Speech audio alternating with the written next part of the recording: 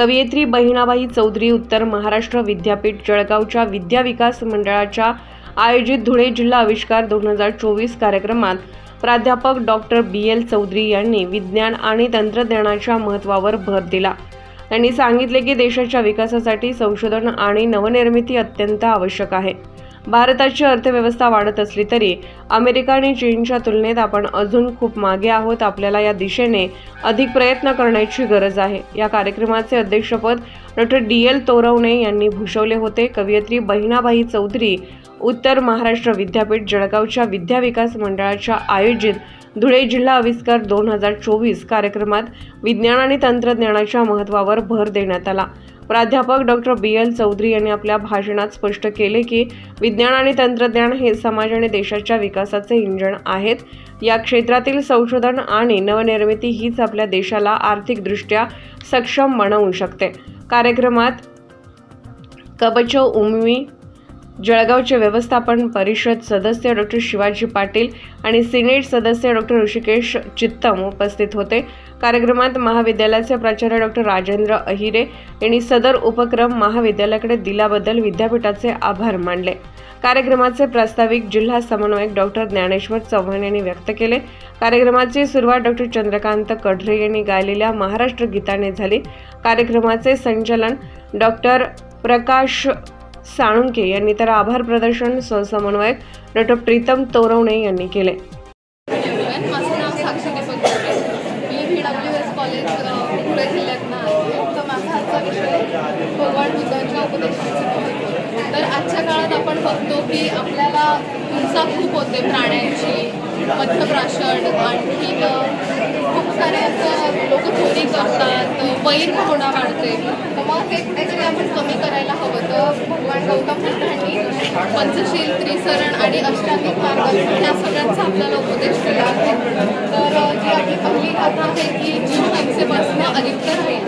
तर मग म्हणजे ज्या प्राण्यांच्या कत्तली, तस्करी होतात त्या आपण थांबवायला हव्या।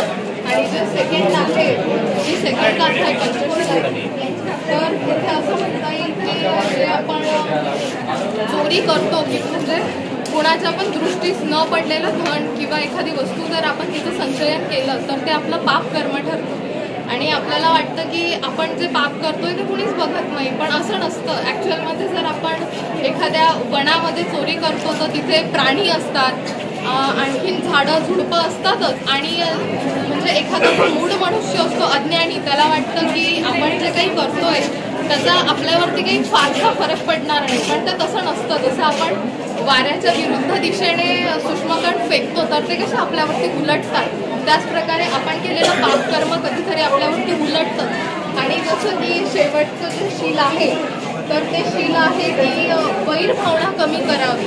म्हणजे अवैराने वैर कमी होतं, पण वैराने कधीच कमी होत नाही। याच्यामध्ये आपण तलवारीच्या टोकावरती युद्ध जिंकू शकतो, परंतु आपण रणांगणावर असंख्य सैनिकांचे मृत्यू आपल्याला बघावे लागतात, त्यांच्या प्राणांची आहुती जाते, ज्याने प्रजा पोरकी होते, असंख्य कुटुंब उद्ध्वस्त होतं।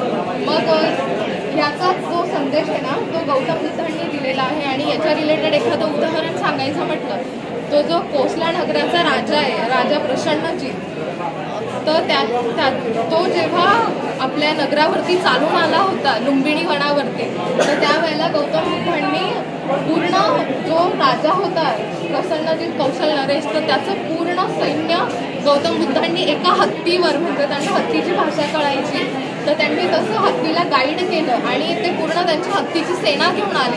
म्हणजे जरी त्यांनी तिकडे प्राण्यांचा वापर केला परंतु हिंसा झालीच नाही, तिथे काहीच हिंसा झाली नाही। आणि मग अशा रीतीने राजा प्रसन्नजीत कौशल नरेश गौतम बुद्धांना शरण गेला आणि त्याने आपलं सगळं जे राज्य होतं ते सोडून दिलं।